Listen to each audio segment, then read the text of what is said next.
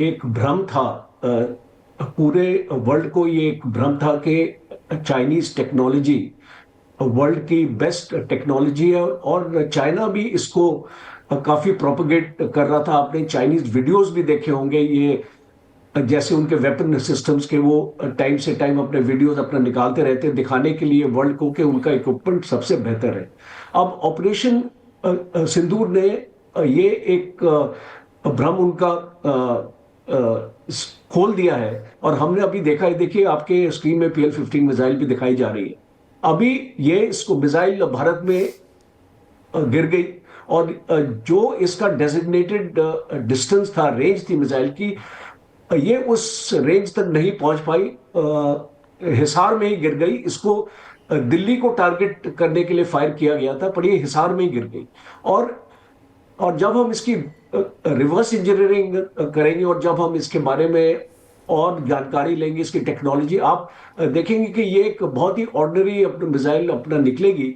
और जो चाइना इसको अपनी स्टेल्थ मिसाइल और अपनी लॉन्ग रेंज बैलिस्टिक मिसाइल इसको प्रोपगेट कर रहा था, इसका जो मिथ्या है वो साफ हो गई है। और दूसरा मैं इसको जिक्र ये भी करना चाहूंगा, जो उनके एयर डिफेंस सिस्टम थे, JF-9 और JF-16 जो बॉर्डर पे लगाए गए थे, वो नाकाम कर दिए गए। हमारे ड्रोन्स ने, जो हमारा हेरॉप ड्रोन्स था, उसने उसको तबाह कर दिया।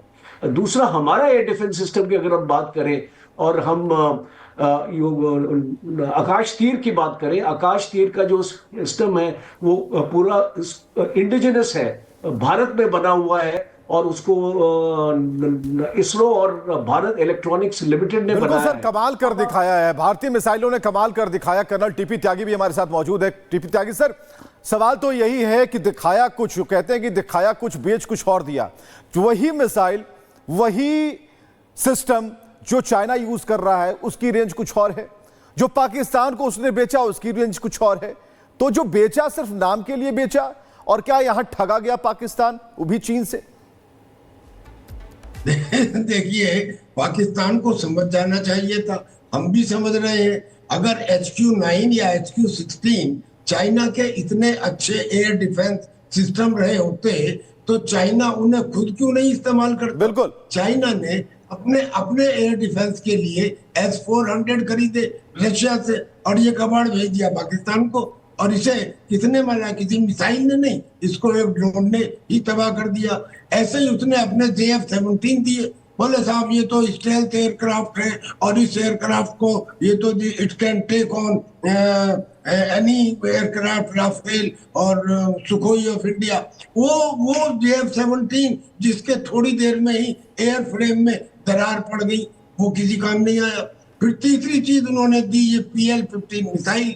अब ये PL-15 मिसाइल का रेंज आई थिंक बताया गया था 300 किलोमीटर, ये उस रेंज तक पहुंच नहीं पाई, और उस रेंज से पहले ही गिर गई। और अब दुनिया भर के देश उसको ढूंढने की कोशिश कर रहे हैं कि वो मिल जाए तो पता लगे कि चाइना ने किस रिवर्स इंजीनियरिंग से इसे बनाया था, इसको किस रिवर्स इंजीनियरिंग से। क्योंकि चाइना जो है वो मूलभूत अपना तो कुछ करता नहीं है, जितने भी वो हथियार बनाता है वो अमेरिका या रशिया के हथियारों को रिवर्स इंजीनियरिंग करके, या उसके अंदर क्या बोलते हैं, उसे कॉपी पेस्ट करके बनाता है। चूंकि मूलभूत चीजें नहीं रहती, इसलिए उसमें क्वालिटी आ नहीं पाती, और पैसा कम करने के चक्कर में, संख्या ज्यादा बढ़ाने के चक्कर में वो इनफेक्टिव हो जाती है। तो जैसे ये हो गया, अब अगर वो पाकिस्तान कह रहा है कि मुझको JF-35 दे दीजिए, and which is equivalent to F-35 of America, उसके अंदर उसी तरह की स्ट्रेंथ क्वालिटी है,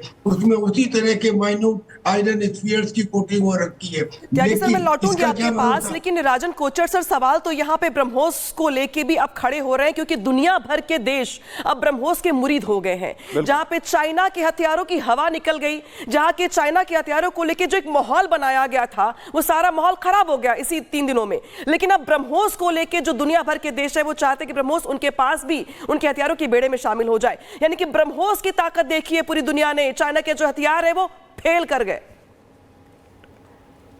बिल्कुल सही है नामिका, अभी ब्रह्मोस की इंक्वायरीज भी आने लग गई है, ट्रेड इंक्वायरीज भी आने लग गई हैं इसके बाद, जो जानकारी है मुझे। और ब्रह्मोस वर्ल्ड का सबसे फास्टेस्ट क्रूज मिसाइल है, स्टेल्थ टेक्नोलॉजी है, 290 से लेकर 350 किलोमीटर तक, और ये एक लो फ्लाइंग कर सकता है about 50 metres about the mean sea level. तो आप इसको कोई भी आपका रडार भी डिटेक्ट नहीं कर सकता है। और जिस तरीके से अपना पेलोड लेके ये स्ट्राइक करता है, और इसको भारत ने ट्राइड इसको बना दिया। आप इसको सी से भी फायर कर सकते हैं, एयर से भी फायर कर सकते हैं, ग्राउंड से भी फायर कर सकते हैं। तो ये एक पहला ऐसा मिसाइल है वर्ल्ड में जो तीनों मोड से आपका फायर हो सकता है। और इस लड़ाई में हमने इसको देखा, आपने इसको एयर बेसिस में आपने तस्वीर अपना देखी है, आपने नूर खान का एयरबेस देखा, आपने सरगोदा का एयरबेस देखा, और आपने देखा कि कैसी तबाही मचाई है। अच्छी तस्वीरें सर, बहुत अच्छी तस्वीरें पाकिस्तान से आई और गर्व से सीना हमारा चौड़ा हो रहा है। बहुत बहुत शुक्रिया आप दोनों का हमारे साथ जुड़ने के लिए और सारी बारीकियों को बताने के लिए।